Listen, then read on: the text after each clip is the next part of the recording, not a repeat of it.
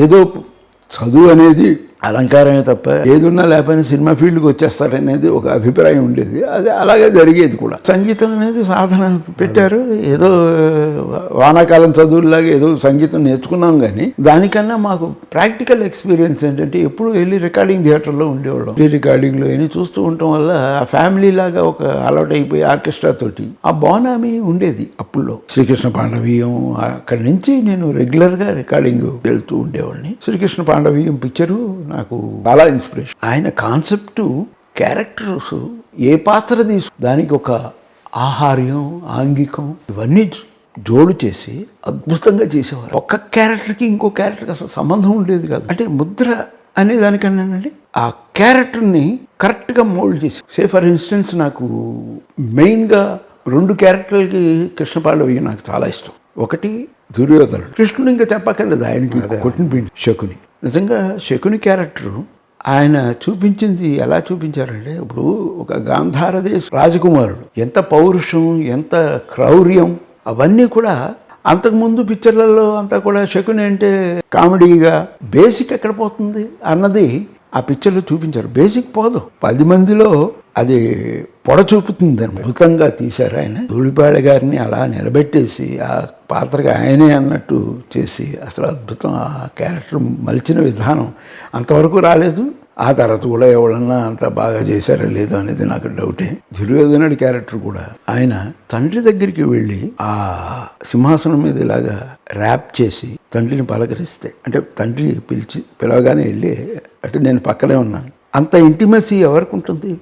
కొడుక్కే. ఆయన సింహాసనం మీద ఇలా కొట్టి అలా నిలబడి అంటే అభిమానధనుడు, సుయోధనుడు అభిమానధనుడు. అతను పోయి డైరెక్ట్గా అనటం ఎప్పుడు చూపించలేదు ఆయన. దుర్యోధనుడి కన్నా చుట్టూ ఉన్న వాళ్ళందరూ అంటారు ప్రతి మనిషి. అభిమానధనుడు ఎప్పుడు డైరెక్ట్గా డీల్ చేయడు.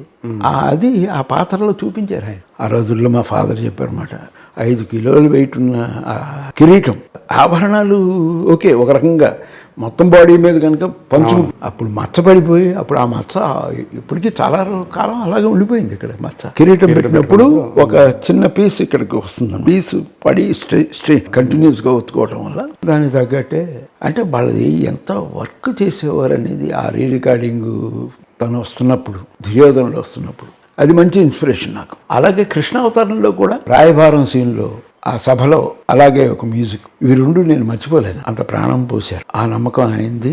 రామారావు గారు జోక్యం చేసుకునేవారు కాదండి మ్యూజిక్. త్రివిక్రమరావు గారు ఆయనకి దగ్గరుండి చేయించుకునేవారు. ఎప్పుడు కూడా మీకు మ్యూజిక్ అనే దానికంటే కొంత దన్ను కావాలి. దన్ను ఇన్ ద సెన్స్ అప్పుడు చేస్తున్నప్పుడు ఎస్ అని అనగలిగిన ఒక మనిషి కావాలి, లేకపోతే చాలా బేర్గా ఉంటుంది. ఒక నమ్మకం అవతల మనిషి చూపించకపోతే చాలా కష్టం. మ్యూజిక్ అనేది చాలా కష్టమైంది. మిగతా అన్ని పర్వాలేదు, మీకు ఒప్పించగలగాలి. పాండురంగ మహత్యంలో జయకృష్ణాము కుందామురారి ఉంది పాట. పిక్చర్ అంతా అయిపోతుంది, ప్రాబ్లమ్స్ సాల్వ్ అయిపోయింది, అందరు సెటిల్ అయిపోయారు. తల్లిదండ్రుల్ని సేవ చేసుకుంటూ ఆయన ఉండగా తండ్రి కోరితే అప్పుడు కృష్ణలీలని ఆయన పాట 12 నిమిషాల పాట. సినిమా అయిపోయిన తర్వాత 12 నిమిషాల పాట ఏంటండి, జనాలు కూర్చుని చూశారు. అది ఎంత నమ్మకం ఆయనకుంది, ఎంత కష్టపడితే అది వచ్చి. అందుకని ఈ రోజున ప్రతి గుడిలో సభ ఏదైనా పెట్టి ఏదైనా మంచి ప్రోగ్రామ్ చేశారనుకోండి, ఇంటిమసీలో ఉన్న ఇదనమాట. ఇప్పుడు ఘంటసాల గారి వాయిస్లో విన్న తర్వాత మళ్ళీ నా వాయిస్ ఎందుకండి. I'm not a singer actually. Basically ఆయనలో నాకు నచ్చిన గొప్ప థింగ్ ఏంటంటే స్ఫూర్తి. ప్రతిదీ ఒక కన్స్ట్రక్టివ్గా, అంటే సొసైటీకి మంచి మెసేజ్ తోటి పిక్చర్లు తీశారు ఆయన. ఆయన బయట వాళ్ళకి ఎప్పుడు రుద్దలేదు. ఆయన పర్సనల్గా చేయగలుచుకున్నారు కానీ మెసేజ్ ఓరియంటెడ్ పిక్చరే. జయసింహ, పాండురంగ మహత్యం, రేచుక్క పగడుచుక్క ఇవన్నీ అయినాయి.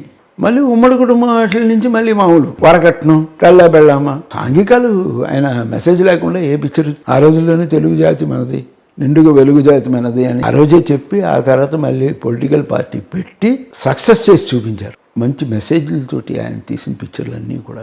ఎందుకంటే మనకి తెలుగుకి మెసేజ్ చెప్తే ఎవరు చూడరు. తెలుగులో ఒక మాలపిల్ల కానీ ఒక ఇది కానీ అలాంటి పిక్చర్లు గొప్ప గొప్ప పిక్చర్లు వచ్చినాయి. స్పృహతోటే చేశారు. కమర్షియల్ మనం వచ్చి ల్యాండ్ అయ్యాం. కమర్షియల్ అంతే. డబ్బులు పెట్టినప్పుడు డబ్బులు తీసుకోవాలి కదండి. 8 పిక్చర్లు రామారావు గారి పిక్చర్, మొత్తం ఇండస్ట్రీ అంతా గగ్గోలు. రాజుగారు 8 పిక్చర్లు చేసేసారు. అవుట్ ఆఫ్ టచ్ అయిపోతాం బయట వాళ్ళతోటి అని అనుకున్నారో ఏంటో మరి తెలియలేదు. ఫాదర్ ఉన్నంతకాలం మా ఫాదరే చేశారు. మా ఫాదర్ పోయిన తర్వాత నేను అప్పటికి మ్యూజిక్ నేర్చుకుంటున్నాను. లేకపోతే నన్ను నెక్స్ట్ మా జూనియర్ రాజు గారు చేస్తారని చెప్పి ఉండేవారేమో.